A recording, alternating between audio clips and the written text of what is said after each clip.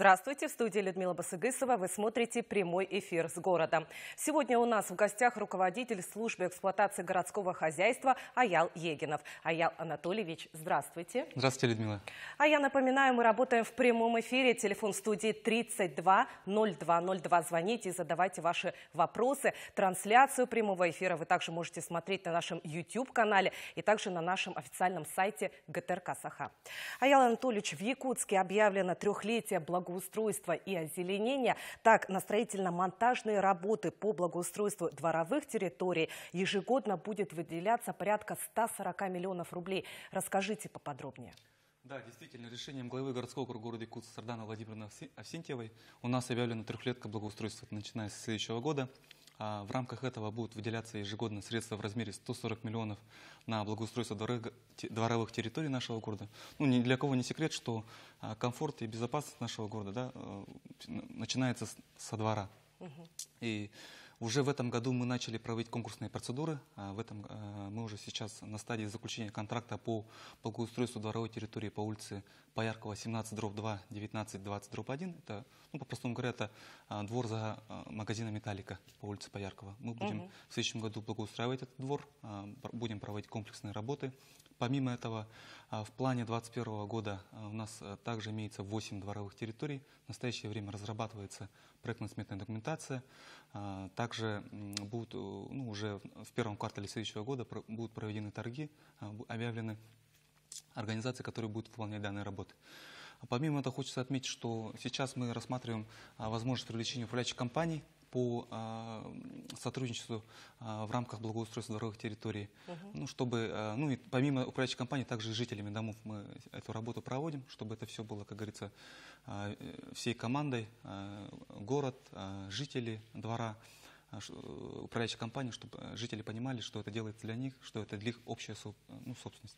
Кратко могу рассказать о той работе, которая проведена в этом году. Да. Это у нас, получается, проведена большая работа по благоустройству. В части устройства новых тротуаров по улице Полина Осипенко мы сделали тротуар. Мы также сделали тротуары по улице Чернышевского, 50/1. Это также сделали по Тимирязевой, 60. Это в рамках предписаний надзорных органов. Там у нас проживают жители города с ограниченными способностями по передвижению. Да? Также вы, наверное, могли заметить, что мы провели точечный ремонт вдоль улиц по улице Аюнского, Пояркова, Богатырева и Кирова, чтобы у наших мамочек, чтобы у людей также с ограниченной возможностью была возможность передвигаться без никаких проблем. У нас там были большие проблемы, у нас очень было таких разрушений тротуара. Да? Также мы большую работу провели по комплексному обустройству дворовых территорий. Мы сделали ремонт на Кандыжиле 23/1. Это мы сделали там асфальтирование, водоотведение, освещение, установили там малые архитектурные формы. И очень большую работу провели по дворам по Амосова 4/1, 4/2. Там мы, помимо тех работ, которые проведены на Кандыжиле 23/1, мы там построили большую детскую площадку, большую спортивную площадку. Конечно, безусловно, этот двор является центром притяжения для жителей ближайших дворов. Также хочется отметить, что мы провели работу по внутриквартальному ямочному ремонту. Порядка 2500 квадратных метров мы заасфальтировали, выкорчевали пни на территориях многоквартирных домов. Помимо этого мы асфальтировали территорию, дворовую территорию на Чернышевского 12/1, на Октябрьской 5 мы также примерно 3000 квадратных метров асфальта мы там уложили нового. Также жители города могли заметить, да, что на территории Якутской городской клинической больницы проведена большая работа по асфальтированию. Это мы там построили асфальтовую дорогу, также мы обустроили тротуар. Это, получается, участок улицы от морга по Стадухина до детской инфекционной больницы, и участок, получается, на Феликса Кона, это где вот у нас инфекционная больница. Помимо этого мы асфальтировали подъездную дорогу к РЦЕМП, Центр экстренной медицинской помощи, да, это начиная от кольца до пропускного пункта. Вы помните, там была дорога в очень плохом состоянии. Сейчас есть возможность, скажем так, для людей больных, да, для машин экстренных служб с комфортом, скажем так, да, проехать до пункта назначения, да, ЦЕМПа. Также мы отремонтировали участок по улице Халтурина, это в районе Мегафона. и отремонтировали переулок Бурнашова. Это получается от Жарницкого, ну, от ответвления от Жарницкого напротив ресторана «Сунгарь» в том районе. Вот такую большую мы работу провели. Не меньший объем работ нас ждет и в будущем году по благоустройству. Ну, вы знаете, у нас большой упор делается в этом направлении главой города. Аял Анатольевич, как проходит отопительный сезон? Справляются ли теплоснабжающие организации, управляющие компании? У нас отопительный сезон в этом году начался с 1 сентября для организаций социального сектора, да, для школ, детских садов, больниц. Для жилых домов у нас отопительный сезон мы начали 7 сентября. У нас в городе 17 ресурсоснабжающих организаций. Со всеми с ними у нас налажены тесные деловые отношения, да, в рамках проведения отопительного сезона. Ну, слава богу, пока у нас без инцидентов проходит отопительный сезон. Вместе с тем сообщаю, что в связи с крайне низкой температурой наружного воздуха решением главы вышло распоряжение о введении режима повышенной готовности. То есть с сегодняшнего дня и до 11 января у нас введен режим повышенной готовности. Что это означает? Да, это означает, что все руководители городских предприятий переведены на дежурство круглосуточное. У нас есть графики дежурств по всем нашим организациям. У нас также подготовлена специальная техника на случай аварийной ситуации. Также мы в тесной связи с ресурсоснабжающими организациями эту работу провели. Ну, надеюсь, мы эти праздники проведем безаварийно. В городе есть проблемные вопросы. Это слив фекалий в неположенных местах. Как город борется с этой проблемой? Да, ну тут надо отметить, что с июля прошлого года у нас сливная станция водоканала, да, на 50 лет Советской Армии, 57/9, да, она бесплатно принимает жидкие бытовые отходы. И никаких проблем нету для водителей фекальных машин, да, туда довести и слить бесплатно. Ну, к сожалению, да, что вот недобросовестные водители вот этих фекальных машин, да, сливают, скажем так, где попало. И вот последние тоже случаи, которые вот у нас были широко освещены СМИ, показывают наглядно, да. Конечно, это очень плохо и прискорбно. Вместе с тем у нас предусмотрена административная ответственность за такое правонарушение согласно требований и правил благоустройства нашего города. У нас есть специализированный орган, это административная комиссия, которая привлекает к административной ответственности данных нарушителей. Да? Ну, по нашей информации, порядка 30 правонарушителей было в этом году привлечено к административной ответственности. Ну, штрафы там от 1 до 3 тысяч рублей для физических лиц, от 10 до 30 для индивидуальных предпринимателей и от 50 до 500 тысяч рублей для юридических лиц. Аял Анатольевич, а что касается работы по обустройству территории санитарными точками? Да, у нас большая проблема по обустройству мест накопления в неблагоустроенном жилом секторе города Якутска. Ну, на сегодня мы определили потребность, полностью провели инвентаризацию. В этом году мы обустраиваем 76 мест накопления твердых коммунальных отходов. Да? Ну, в этом году мы приняли новую технологию. Мы мы разработали проектную документацию, мы унифицировали этот процесс, да, то есть мы сделали сборно-разборные места накопления. То есть это, по-простому говоря, это плиты размером 2 на 2, они между собой соединяются, имеется разборное ограждение, в случае чего мы можем оперативно варьировать размер данного места накопления. То есть, если надо 3 контейнера, мы ставим 3 плиты, там 4 и так далее. И в случае, ну, мы знаем, да, что эти деревянные дома постепенно будут сноситься. И со сносом данных домов мы будем оперативно перемещать данные места накопления, чтобы не оставались на эти места, да, чтобы мы их могли использовать многократно. Помимо этого, мы в этом году установили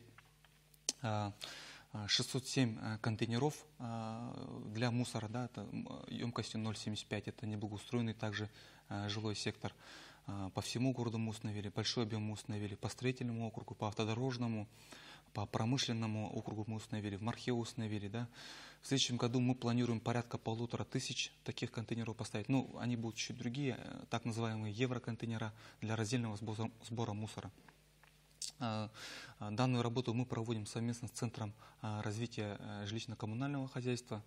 По нашей информации, по линии правительства Российской Федерации выделено порядка 19 миллионов рублей на данные виды работ. И надеюсь, в следующем году мы реализовать эти мероприятия.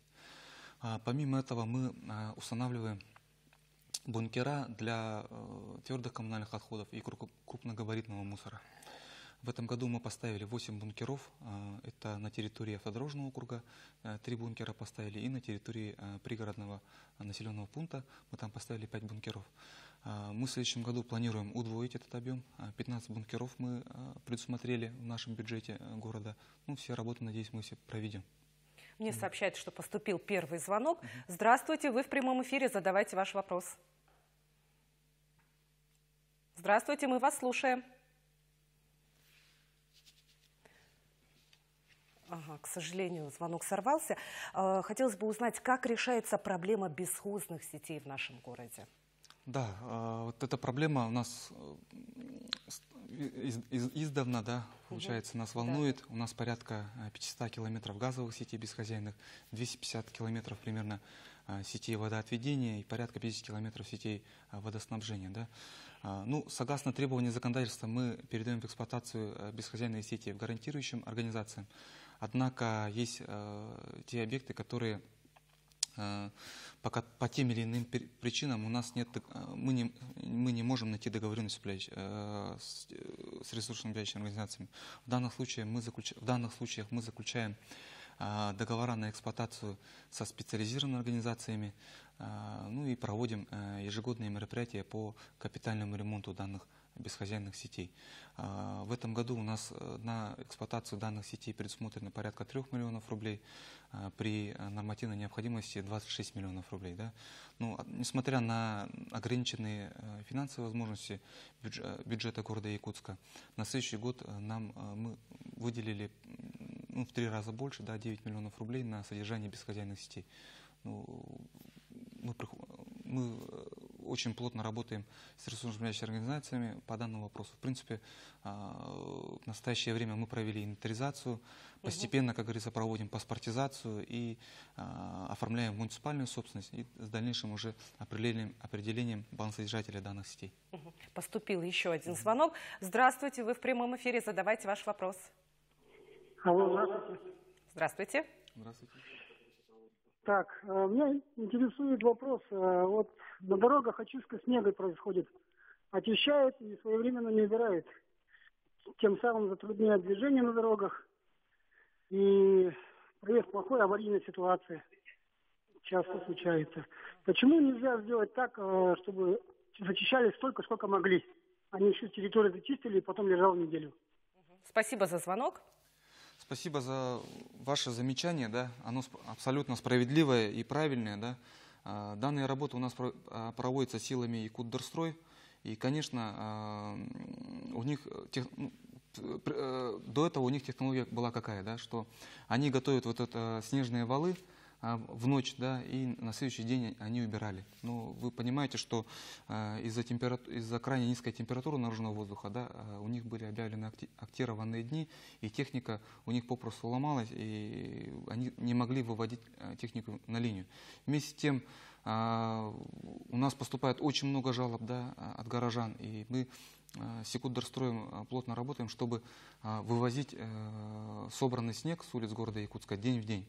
Но, тем не менее, проблемы имеются, да, точечные. Здесь, конечно, это полностью вина городских коммунальных служб. Вместе с тем мы отрабатываем по этим вопросам. Надеемся, что в будущем такого у нас не будет повторяться, и мы будем день-день убирать снежные валы, которые образуются на уличной дорожной сети города Якутска. Аял Анатольевич, будет ли повышено внимание к окраинам столицы, где расположен деревянный жилой фонд? Да, ну, смотрите, в нашем городе очень большая доля деревянного фонда. У нас примерно 3000 многоквартирных домов в городе, из них 1800 домов это деревянные, то есть больше половины, да. И из этих 1800 домов, 800 домов, они находятся в аварийном состоянии. Что это говорит, да? Это говорит о том, что в ближайшее время, ну, скажем так, в ближайшие пятилетки жители этих домов будут расселены.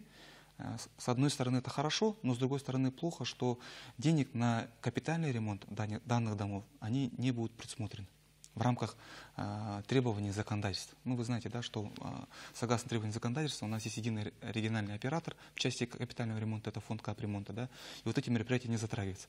Поэтому городом отдельно предусматривается средства на поддержание в исправном состоянии и на текущий капитальный ремонт вот этих деревянных домов. В этом году у нас было предусмотрено порядка 5 миллионов рублей. И, соответственно, были проведены мероприятия по ремонту кровли в деревянных домах, по ремонту систем отопления, по ремонту крылец, по ремонту внутридомового имущества. Вместе с тем мы понимаем, что этих средств, конечно, недостаточно, и у нас зачастую возникает ситуация, вот, скажем так, чрезвычайного характера, да, когда у нас полы проваливаются, когда у нас печи проваливаются, стены, да, либо пожары. И в данных случаях мы уже решением комиссии по чрезвычайным ситуациям выполняем экстренные аварийные работы по данным домам, да, проводим ремонтные работы. Конечно, этих средств на сегодня недостаточно однозначно, да, но тем не менее работы мы проводим и пытаемся вот в оперативном порядке решать те проблемы, которые возникают у нас в деревянном секторе. Аял Анатольевич, как СГХ работает с управляющими компаниями? У нас порядка в городе порядка 175 управляющих компаний и товариществ собственника жилья. Конечно, для нашего маленького города это очень большая цифра. Да? Вместе с тем мы взаимодействуем с каждой управляющей компанией в части проведения, вот, как я уже говорил, капитального и текущего ремонта по данным домам. Также в рамках выполнения аварийно-восстановительных работ мы с ними взаимодействуем очень плотно.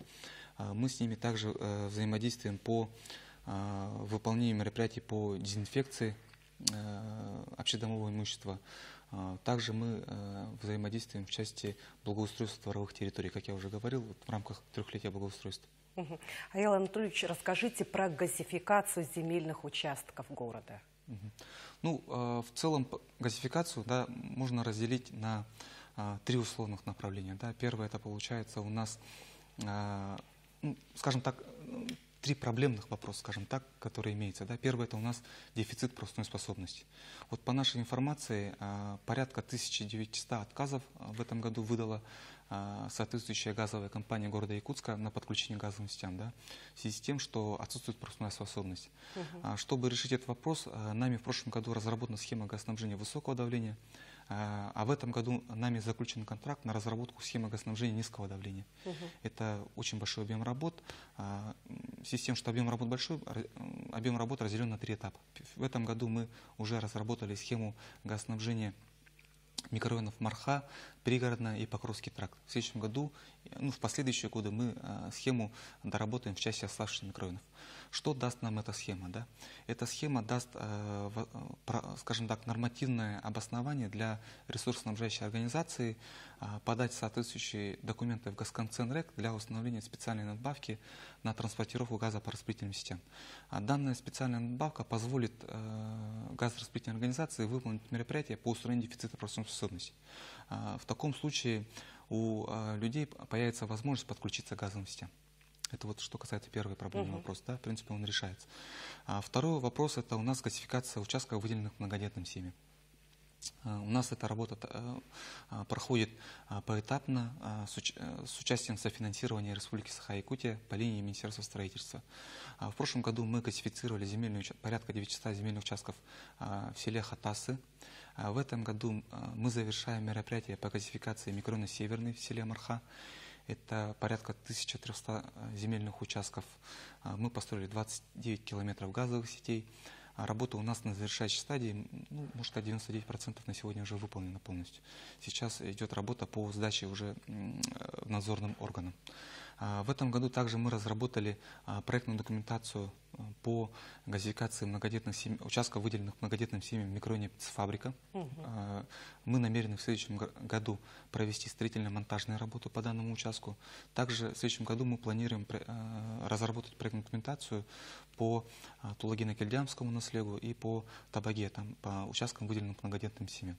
Но опять же, исходя из ограниченных средств, мы не можем, конечно, разом и в бюджете города, и в бюджете республики, да, мы не можем, конечно, разом эту проблему решить, поэтому мы эту проблему решаем поэтапно. Помимо этого, у нас есть третий проблемный вопрос, это газификация отдельных микрорайонов города Якутска. Да. Ну, раньше в свое время в рамках государственной программы газификации предусматривались мероприятия по газификации микрорайонов города Якутска. К сожалению, из-за ограниченных средств эти мероприятия в рамках бюджета города, бюджета республики, они прекратились, поэтому мы сейчас совместно с Министерством промышленности отрабатываем вопрос включения данных мероприятий в федеральную программу.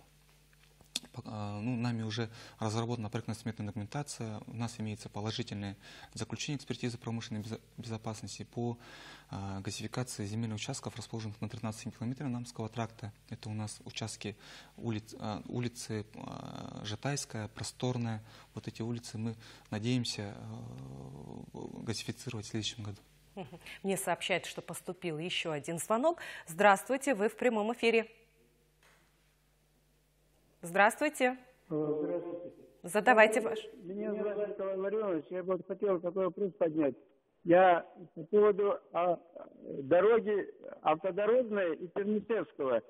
Вот я обращался к Аксентьевой, да, она передала мой вопрос Домотову. А Домотов ответил мне, что я уже директор ЕПА, по этим вопросам не занимаюсь. Так вопрос завис. Автодорожную 2 года назад сдали, да, вот, она вся в ямах. Чернышевская тоже в районе базы 80, асфальт вообще в полстороны, ямы до самого собора. Когда это будет все устранено? В газете было написано, что организация, которая делает асфальт, она в течение 3 лет должна исполнять эти ошибки. Будут ли эти устранены неисправности или нет? Спасибо за звонок. Да, да, действительно это так. Весной, ну, хочу отметить, да, что заказчиком строительства данной дороги является отдельное предприятие, это Главстрой. Но вместе с тем хочу сообщить, что весной была проведена претензионная работа с подрядчиком данной дороги, да, в части привлечения к устранению гарантийных обязательств. Вот вы совершенно правы, да, в течение 3 лет они должны нести ответственность. К сожалению, эта работа не принесла результата прикладного, да, поэтому за счет городских средств в этом году мы провели ремонтные работы. Это вот была очень большая у нас просадка асфальта по улице Автодорожной, да, в районе вот магазина Металлторг. Ну и также вот на перекрестке, о котором вы, вот, Николай Владимирович, сказали, да, перекресток Чернышевского автодорожного, там тоже мы, вы, наверное, видели, мы там срезали асфальт, ложили новое асфальтовое полотно. Ну, единственное, что хочу, скажем так, подсластить, да, Филюлю, что в следующем году у нас планируется там строительство кольца. И в рамках ремонта кольца там часть вот этих проблем должна, скажем так, сняться. Да? Но тем не менее городскими службами ведется работа по поддержанию в исправном состоянии данного асфальтового полотна. Ну вот на сегодня ситуация вот такая по данной дороге. Аял Анатольевич, завершилась ли в Якутске программа по установке пожарных сигнализаций в деревянном жилом секторе? Ну, данная программа была начата в 2019 году решением главы города, да, Сарданы Владимировны Асентьевой. В прошлом году, вот, с начала действия данной программы, в прошлом году была установлена пожарная сигнализация в 193 многоквартирных деревянных домах. В этом году мы установили пожарную сигнализацию в 198 многоквартирных домах. Ну и мы планируем не снижать заданного темпа. Да. В следующем году мы планируем установить пожарную сигнализацию в 200 многоквартирных домах.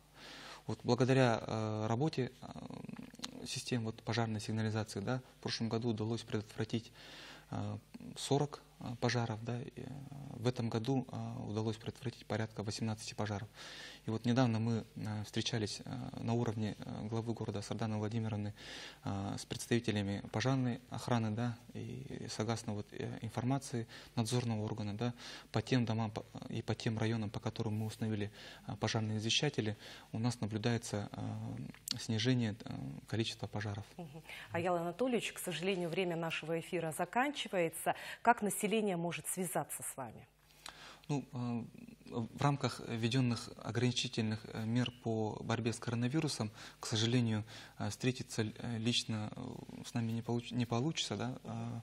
Вместе с тем вы можете обратиться к нам по адресу электронной почты mkusgh@mail.ru. Все запросы, они регистрируются, все запросы в установленное время отвечаются. Также можно на нас выйти через портал OneClick Якутск. Это получается центр, скажем так, коммуникационный центр, куда скапливаются все заявки, жалобы граждан, да, замечания, предложения граждан, которые уже перенаправляются соответствующим структурам города.